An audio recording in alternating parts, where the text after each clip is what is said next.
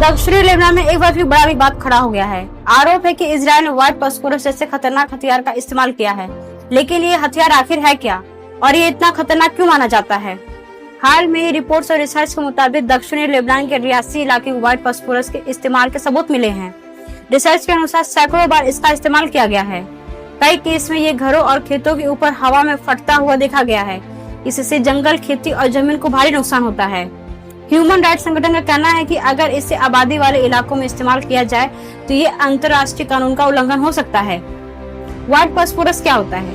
White phosphorus एक रासायनिक पदार्थ है जिसे बम, शेल या रॉकेट में इस्तेमाल किया जाता है।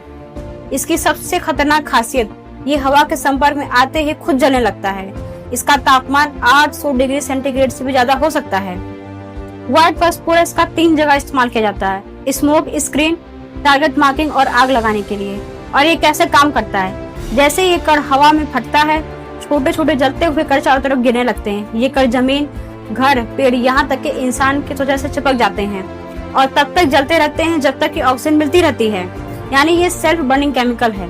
इसके साइड इफेक्ट: त्वचा पर गहरे जलने वाले घाव, हड्डियों तक नुकसान, शरीर पर घुसने पर लीवर, किडनी और यहाँ तक कि हार्ट फेल भी हो सकता है।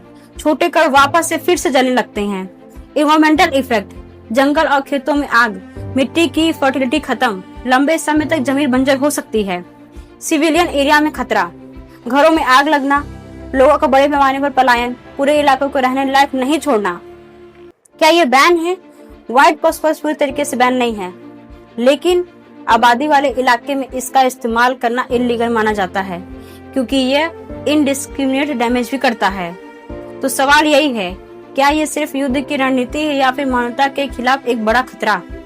ऐसे ही डिटेल्स न्यूज एक्सप्लेनर के लिए चैनल सब्सक्राइब करना मत भूलें। धन्यवाद।